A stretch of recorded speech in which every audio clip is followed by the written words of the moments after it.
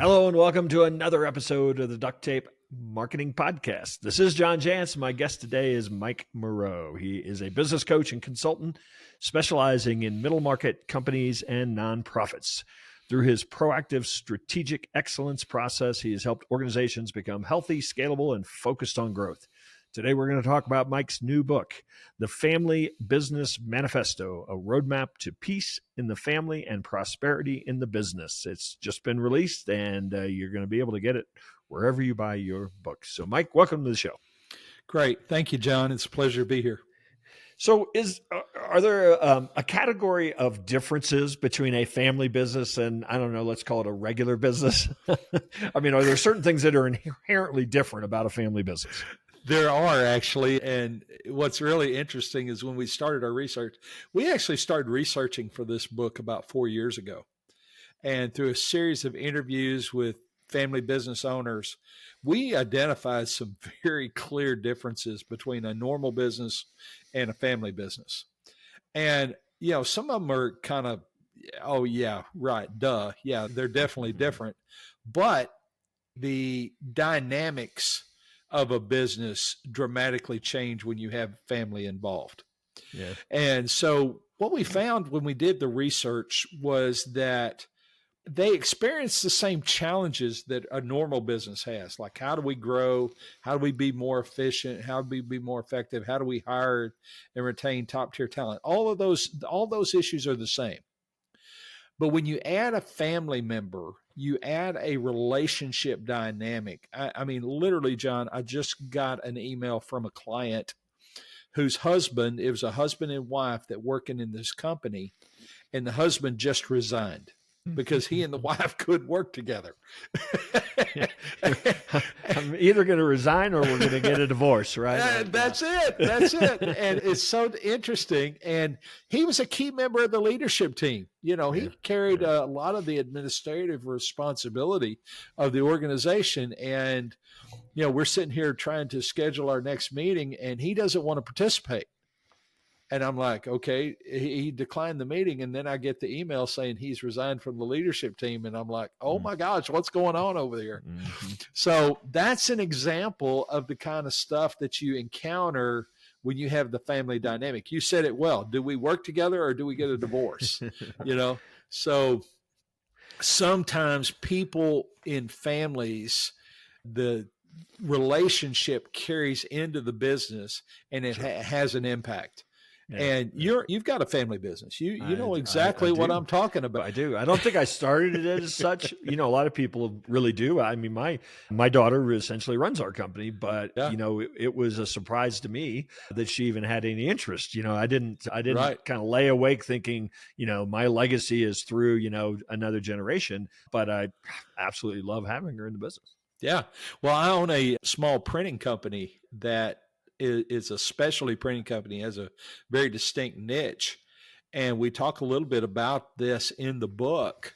My daughter and son-in-law run that company. I'm very much on the peripheral. I help when I need to, but it's their business, so to speak. But yet I'm still actively involved. Sure. And so there are certain things you can talk about with family and things you don't talk about with family. And what's really funny is when we get together with my daughter and son-in-law, the very first thing my wife says is, don't talk business. Let's talk about family stuff, not business stuff. And that's the challenge that you run into is everything kind of, the whole universe kind of evolves around the business. And that's one of the challenges that we found in our research is it's hard to turn the business off and deal with the family stuff. So it's really interesting, the dynamics. And there's all kinds of stories in the book about situations that don't go well and situations that do go well.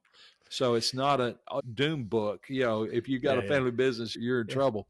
It's actually should give people confidence that if you can figure out how to navigate some of those dynamics, you can have the peace in the family that we talk about. I wonder how important, and I suppose every relationship's different, but I wonder how important, you know, people that, you know, sometimes people don't have the healthiest relationships as a family, but yet, you know, it's like, no, you're going to work here and whether you want to or not, you know, maybe in some cases. So I wonder how important it is. Like, like my daughter and I have a great relationship outside, or at least I like to think so, outside of the business. And so I feel like we work together well inside the business. But do you think that's crucial? I think it is. And, it all comes down to trust and how much we ascribe motive to what people do. Sure. And what's really interesting in family dynamics, I tell people this all the time. If you looked up the term dysfunctional, you could put my family tree and my wife's family tree right there, and you would see dysfunction all the way through on both sides. And so we've had to deal with that. Both of our parents divorced. Some of our siblings have divorced, and we've seen the dynamics and the impact of that on the kids, on the extended family, and things like that. And when you bring in dysfunction that already exists in a family, it gets multiplied in the business. It's almost like it shines a spotlight on it and says, let's blow this up. And it plays out in behavior. You see that. And so it all comes back to the relationship. I think you said it right. And what are we doing to nurture and develop that relationship? And we try to put in the book, we try to put some boundaries around that. Yeah. And say, one of the very first keys, we talk about 5 keys to having a successful family business. Key number 1 is you check the relationship at the door. Right. Okay. Right. When we're at work, it's not father-daughter, it's not father-son or husband-wife. It's who's in charge and who's doing what. Okay. Right. You do your job, I'll do my job. And if I'm the boss, if I'm in charge, then you have to respect me as the boss. Yeah. Okay.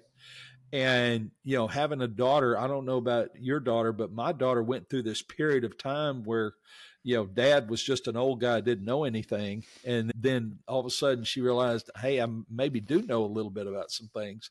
And she was more open to some of the conversations we were having. But every once in a while, that kind of rebellious daughter kicks in. Oh, Dad, that won't work here. We can't do that. Well, I rarely ever have to play the authority card, but sometimes you have to. Yeah. It's interesting you say that because, I think probably one of the mistakes people make is that they don't do your best practices that you would do in any kind of business, right? Just like you said, leadership is leadership, and, delegation is delegation, and reporting and accountability are parts, right? And to actually just say, oh, no, I know them, I trust them, they'll get the work done. But everybody else is held to, a report card. So really that's probably one of the big mistakes, isn't it? Assumptions are one of the biggest challenges that we find is that, well, I just assumed they would come in and work hard for the family business. Right. Yeah. Right. Good luck with that. There's some stories in there about, and the thing is, especially when you're a parent and your child comes into the business, we love our kids and there's nothing we wouldn't do for our children. But sometimes when we play parent at work, we let them get away with stuff that other employees would not get away with. But they're watching. But I guarantee you. And it just, we talk about this in the book. The 5 keys are check the relationship at the door, have clear roles and responsibilities. Yep. Third one is treat everyone the same. Yep. You can't have them coming in late and leaving early and skipping days work. Everybody else thinks, well, I can do that too. And they lose respect for the family member. Yeah, and that causes the culture too. It does. It has a huge impact on the culture. It's my pleasure to welcome a new sponsor to the podcast, our friends at Active Campaign. Active Campaign helps small teams power big businesses with a must-have platform for intelligent marketing automation. We've been using Active Campaign for years here at Duct Tape Marketing to power our subscription forms, email newsletters, and sales funnel drip campaigns. Active Campaign is that rare platform that's affordable, easy to use, and capable of handling even the most complex marketing automation needs. And they make it easy to switch. They provide every new customer with one-on-one personal training and free migrations from your current marketing automation or email marketing provider. You can try Active Campaign for free for 14 days, and there's no credit card required. Just visit activecampaign.com/duct tape. That's right. Duct Tape Marketing Podcast listeners who sign up via that link will also receive 15% off an annual plan. That's activecampaign.com/duct tape. Now, this offer is limited to new Active Campaign customers only. So what are you waiting for? Fuel your growth, boost revenue, and save precious time by upgrading to Active Campaign today. What about transitioning to leadership? I know that's, a lot of times a family member will come in and, they'll come in as the intern maybe even, or as, whatever role, but, probably there's some hope that they're going to rise up and learn the business and want to stay. Is there, I think for a lot of leaders, actually transitioning out of the leadership, is hard. Is it harder in a family business, or are there certain things that you need to do to really make that a smoother transition? Yeah. First of all, it starts with, do they have a desire to do that? Right. We can't say, boy, it'd be good for you to take this over. It'd be, this would, and that's where we've seen the success in the research, was those families where the kids saw their future as part of the business, as opposed to feeling like they have to work in the family business. Mm-hmm. Now, I grew up in a family business. Okay. My father, we ran a service station in Farmersville, Texas. And so at the age of 12, Dad said, get up, you're going to work. I'm envisioning the 2-pump, station on the corner of a dusty dirt road, right? Yeah. Well, it was a highway, but it was plenty dusty, no doubt. And we were a full service gas station. So we pumped gas, cleaned the windows, checked the oil, aired up the tires. I mean, we did everything. And it was really funny. One of the great lessons I learned from my father was, number one, the work ethic. Okay. I got to watch how he worked, and he was a brilliant man. I mean, he could create anything he was MacGyver before MacGyver existed. I mean, he could come up with ways to do things, create tools, things along those lines. But it was really interesting. I saw one of the key lessons I learned from my dad was how to compete with other folks. There was a Texaco station about 3 miles up the road from where we were. And this was a time when full service stations were converting to self-service gas. Okay. And it hasn't always been self-service. These generations, they're not used to somebody coming out and pumping their gas. I think there's still a couple of states that do that, though. Oregon, and I want to say New Jersey, maybe even, that it's actually mandatory. Yeah, I got in trouble in Oregon at the airport because I was pumping my own gas. The guy came out, what are you doing? And I'm putting gas in the car.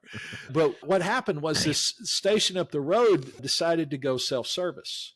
Okay. My dad said, you know what? We're going to lower our gas price to equal theirs, but we're going to still deliver full service. We got all the gas business and all the mechanic business because of that.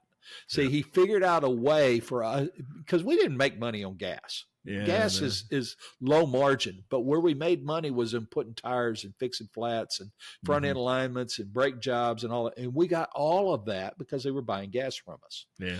And so it was really an interesting lesson of how can you position yourself and deliver more value so that you can beat the competition. That was one of the lessons I learned. And that's one of the great things about family members coming into the business is there's no better way to learn how a business functions than from somebody who's been doing it their whole life, who are as Michael Gerber calls in the E-Myth, great technicians. Right. Okay. And so they have an opportunity to come in, but they got to want to do it. Yeah.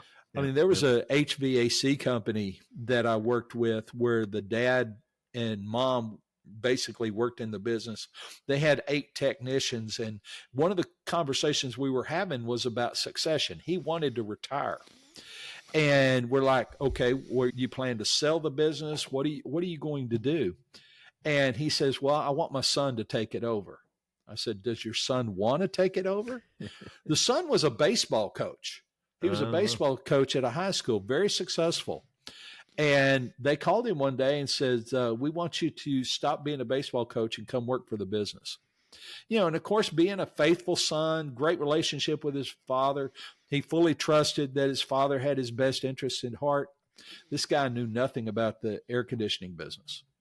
And so brought him in, put him in charge of the crews. Well, immediately the crews didn't respect him because he didn't know anything. Right. And he was set up to fail from day one. And honestly, his heart was never in it. He never felt like this is what he wanted to do. And so what eventually happened, and it's kind of a tragic story, within about a year after that happening, Dad dropped dead of a heart attack. Just fell over dead one day. And so Mom called me and says, I don't know what to do. I said, well, is Joe going to stay with the business? She goes, he hates this business. And so we talked through our options, and eventually they made the decision to sell the business. And so even though the father's desire was for the son to take it over and perpetuate and turn it into, and it was a very profitable, very lucrative business. They were doing very well, but the son just didn't have the desire. And so you've got to get their buy-in to going that route. That's the beginning. Because if they have this feeling of, I don't have a choice or I'm made to do this, there's always some hidden dissension in their process. And that plays out into behavior. One of the things, sadly still in this country, at least, business leadership is male dominated. However, family business is a tremendous opportunity, I think, in many cases, or at least a unique opportunity for a woman to really, easily move into a leadership role. Totally agree. Totally agree. And that's one of the plus sides we talk about in the book, is that a family business is one of the greatest ways to accumulate and perpetuate wealth in a family, whether it's sons or daughters. Some of the most successful family businesses I've been a part of have women leaders, where the women are the CEOs, and they have, and this one I was just talking to you about, the wife is the CEO. Okay. The husband was the COO. And so that creates some unique dynamics when, in the home, the husband is typically recognized as the head of the house, but at work, the wife is the head of the business. And so you've got some natural conflict there, but the perpetuating the business, the kids got to want to do it. And, we share this example in the book. For the 15 years of my corporate career, I worked for a family business, very large, multi-billion-dollar corporation. And and everybody goes, there's really a big family business? Like 7 of the top 20 Fortune 500 companies are family businesses. Well, Walmart. BMW. I mean, exactly. Yeah. Walmart, some of the richest people in the world are the family of the Walmart kids. Yeah. Okay. And so but what happened it was Interstate Batteries, and what Norm did, and I thought this was brilliant. His son wanted to be in the business, but he really didn't have that background. Okay. So he wasn't ready to step in and take over. That would have been a disaster if that had happened when he first came into the business. So what Norm did was he asked Scott to work in every department in the business for a period of time. Right. He actually worked, I was in the IT department, and he worked in our group for a while, and then he went to marketing, and then he went to accounting. This guy probably had a better knowledge of all the inner workings of the organization, but it was by design. Yeah. It wasn't accidental. It was to get Scott ready to take over. Yeah. And he did. And what happened was, when Norm stepped out and became chairman, and they had a CEO in between that helped grow the company and had done good stuff, but the guy had kind of damaged some relationships with the distributor base. So eventually Norm felt like he needed to make a change in order to get those relationships back. So Scott comes in, rebuilds those relationships, and they have the greatest period of success in the history of the company.